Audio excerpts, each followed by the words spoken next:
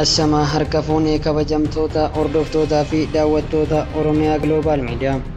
Sagantaa oduu Oromiyaa Global Mediaati. Oduu waliin anseenaa sabaati. Dura dursoon hangafoota oduu.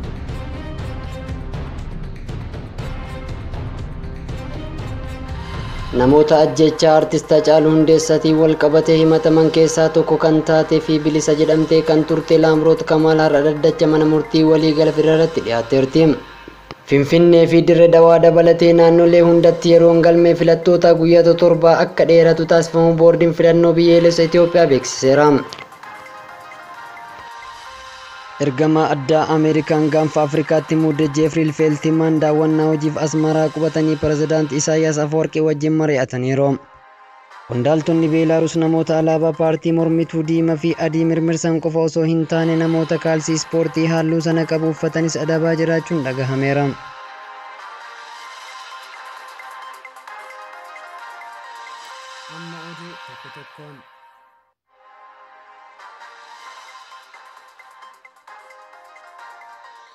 Namoota ajjechaa artist Hacaaluu Hundeessaatiin wal qabatee himataman keessaa tokko kan taate fi bilisa jedhamtee kan turte Laamroot Kamaal har'a dhaddacha mana murtii waliigala federaalatti dhiyaatteerti. Laamroot Kamaal galmee himatamaa Xilahuun Yaamiifaan namoota afur keessatti abbaa alangaa waliigalaatiin himatamtee manni murtii olaanaa federaalaa Ramaddii Lidataa bilisa akka gadhiifamtu murteessuun isaanii yaadatama. Haa ta'u malee abbaan alangaa waliigalaa murtee mana murtii olaanaa federaalaa mormuun mana murtii waliigala federaalaatti ol iyyateera. Abbaan alangaa waliigalaa Laamroot Kamaal ajjecha artist Hacaaluu Hundeessaan akka raawwattuuf haala mijeessuun turte jechuun himateera. Mana sirreessaa Qaallittiitti kan argamtu Laamroot Kamaal har'a gama pilaazmaa TV'dhaan mana murtii waliigala federaalatti dhaddacha ol iyyannoo yakka lammaffaatti dhiyaatteerti. Haa ta'u malee abukaatuun ittisa ishee kan hin argamne yommuu ta'u isheenis ol iyyannoo abbaa alangaa akka ishee hin qaqqabnee fi akka hin qophoofne mana murtichaatti himatteerti. Iyyannoo abbaa alangaa dhiyeessine hin qaqqabne mana sirreessichaa gaafadhus naaf hin laanne ajajni kennaaf jedhu nuuf hin kennamne naan jedhan jechuun dubbatteerti. Kana malees mana murtii jalattiin bilisa jedhamtee hidharraa waan jirtuuf beellamni yeroo gabaabaa kennamee dhimmi ishee akka ilaallamu gaafatteerti. Manni murtichaa gama isaatiin iyyannoo abbaa alangaa mana murtii waliigala federaalatti dhiyeesse Laamroot Kamaalii fi abukaatoo ittisa ishee akka qaqqabu ajajeera. Kana malees manni murtichaa abbaa alangaa fi Laamroot Kamaal wal falmisiisuu caamsaa 23 bara 2013tti beellamameera. Manni murtii olaanaa federaalaa Ramaddii Lidataatti dhaddachi farra shororkaa fi yakkoota dhimma heeraa lammaffaa Laamroot Kamaal ajjecha artist Hacaaluu Hundeessaa akka raawwatamuuf gahee haala mijeessuu baachuu ishee kan agarsiisu ragaalee namootas ta'ee sanada akka hin dhiyaanne himuun ture bilisa akka gadhiifamtu kan murteesse. Finfinnee fi Dirree Dhawaa dabalatee naannolee hundatti yeroon galmee filattootaa guyyoota torbaan akka dheeratu taasifamu boordiin filannoo biyyoolessa Itoophiyaa beeksiseera. Yeroo duraan ba'ee tureen naannolee Affaarii fi Somaaleen alatti galmeen filattootaa har'a xumurama ture. Haa ta'u malee guyyoota muraasa darbanitti kabajni ayyaanota biyyaalessaa walirra bu'anii waan turaniif buufataalee filannoo xixiqqoo hundeessuuf yeroo fudhachuusaa sababa godhachuun yeroo galmee dheeressuun barbaachisaa ta'uu himeera boordichi. Akka boordiin filannoo jedhutti galmeen filattootaa qabbanaa'ee ture yeroo ammaa si'oominaan itti fufuun lammiileen miliyoona 28 caalan hanga yoonaatti galmaa'anii jiraachuu beeksiseera. Ibsa kana duratti kenneen lammiileen miliyoona 50 ta'an filannoo kanarratti ni hirmaatu jedhamee eegamaa jedhe ture boordiin filannoo Itoophiyaa. Galmee filannoo gaggeeffame kan jiru buufataalee filannoo 41,798 keessattidha.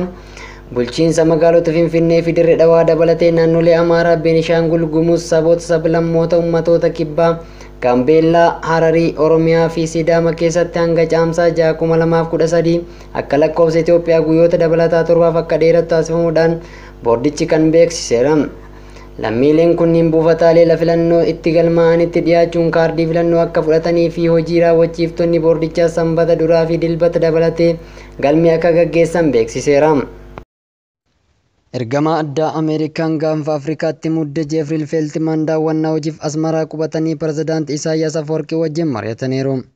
Dhiheenya muudama haaraa Joo Baayiden dhimma gaanfa Afrikaa hordofuun kennaniin gara naannichaa kan imalan Jeefriil Feeltimaan caamsaa 4 hanga 13 biyyoota akka Eertiraa, Itoophiyaa, Masrii fi Suudaan akka daawwatan mootummaan Ameerikaa ibseera. Pirezidaantiin Eertiraa Isaayyaas Afwerqee daawwannaa hojii guyyaa lamaaf gara Suudaan imalanii akkuma biyyatti deebi'aniin ammoo Ambaasaadar Feeltimaan simatanii mari'ataniiru. Marii Ambaasaadar Jeefriilii fi Pirezidaantii Isaayyaas sa'aa dheeraa kan fudhate akka ture ministeerri beeksisa biyyattii Yamaanee Gabra Masqal ibsa Tiwiitara gubbaa maxxansaniin himaniiru. Marii obbo Yamaaneen sa'aa afuriif ture jedhaniin Pirezidaantii Isaayyaas rakkoowwan gaafa Afrikaa keessa jiran furuuf Eertiraan Ameerikaa waliin ta'uun furuuf murannoo qabaachuu ibsaniiru.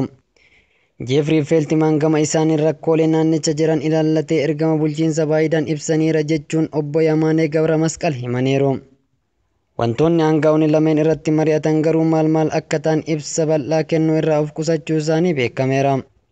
Hanga ammaatti marii Asmaraatti taasifame ilaalchisee mootummaan Ameerikaa ibsa baasee hin qabu yoo ta'u, Feeltimaan turtii isaanii Eertiraa dura jalqaba kan imalan isaanii eegalan Masrii daawwachuu yoo ta'u, achittis Pirezidaant Abdul Fattah Alsiisii fi ministeera haajaa alaa biyyattii Saamii Shukrii akkasumas ministeera bishaanii biyyattii waliin mari'ataniiru. Alsiisii waliin godhan irratti Pirezidaantichi Masrii hangi bishaan biyyattii argattu hir'isuu irratti obsa akka hin qabne dubbachuu isaa Waashingitan Poost gabaaseera. Feeltimaan ammoo rakkoolee guddoo naannicha jiran irratti furmaata kennuuf bulchiinsi Baayiden xiyyeeffannoo jabaa kennuu ibsaniiru jechuunis gabaase. Jeefrii Feeltimaan ergama addaa gaanfa Afrikaa ta'uun kan muudaman mootummaan Ameerikaa rakkoo keessoo Itoophiyaa addatti kan lola Tigraayin wal qabatu dhiyeenya hordofuuf furmaata kennuuf akka ta'e ibseera. Dabalataanis muddama daangaa Suudaanii fi Itoophiyaan keessa jiranii fi hidha haaromsa Itoophiyaa ilaalchisuun Suudaan, Masrii fi Itoophiyaan gara waliigaltee fiduufis ni hojjetu jedhameera. Qondaaltonni Beelaaruus namoota alaabaa paartii mormituu diimaa fi adii mirmirsan qofa osoo hin taane namoota kaalsii ispoortii halluu sanaa qabu uffatanis adabaa jiraachuun beekameera. Dubartiin magaalaa guddoo biyyattii Miiniskitti barnoota konkolaachisummaaf otoo adeemaa jirtu namoota afuriin qabamtee uffannaan ishee sirrii akka hin taane itti himameera. Sababni isheen qabamteef immoo kaalsiin halluu diimaa fi adii qabu kan alaabaa ugguramee fakkaatu waan uffatteefis jedhameera. Dabalataan dubartiin kun konkolaachisaa darbaa jiru tokkotti quba ishee qubee V kan mallattoo injifannootti fudhatamu itti agarsiiste jedhamuun himatamte. Mallattoo harkaa kanaanis adabbii cimaa itti fideeras jedhameera. Alaabaa adii sarara diimaa qabu jaarraa 20ffaa keessa alaabaa sabboontota Beelaaruus ture jedhameera. Achiin paartiin koomunistii Sooviyeet halluu diimaa fi magariisaan bakka buusee mallattoo barruusaa fi haamtuu itti dabalee alaabaa kana Pirezidaantii Aleeksaandar Lukaasheenkootu bara 1995 jalqaba beeksise garuu yeroos mallattoo burruusaa fi haamtuu hin qabus jedhameera.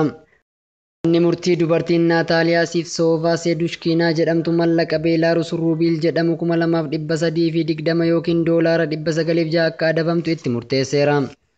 Suuqiin onlaayinii kaalsii kana irraa bittes amma gurguruu dhaabeera. Haa ta'u malee kaalsii wal fakkaataa halluu gurraacha fi adii qabu gurguraa jiraachuun beekameera. Dubartiin kun kana duras fuuldura mana ishee faaya halluu diimaa fi adiidhaan waan bareechisteef adabamteettis jedhameera. Bara darbe Miiniskitti mormitoonni 1000 lakkaa'aman Pirezidaantiin biyyattii Lukaasheenkoon filannoo waliin dhahuun lammata filaman jechuun balaaleffachuun daandiitti bahuun beekameera. Poolisiin yeroos gaasii imimmaanessu biiftuu hiriirtota bittinsuu fi 1000 kan lakkaa'aman immoo to'annoo jala oolcheera. Poolisiidhaan tarkaanfiin fudhatame hamaa ta'utti kan galmaa'e yoo ta'u biyyattiin Raashiyaadhaan alatti hariiroo biyyoota alarraa qollifamtee jirtis jedhameera.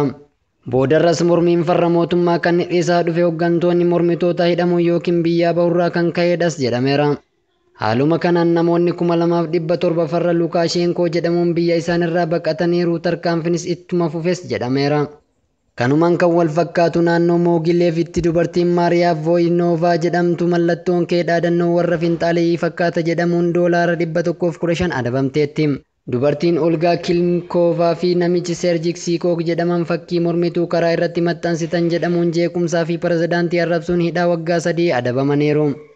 Miiniski keessatti akkasumas namni waraqaa halluu hiriirtota adii fi diimaa uffata qabu mana kee fuulduratti maxxansite jedhamee to'annoo jala oolee ture.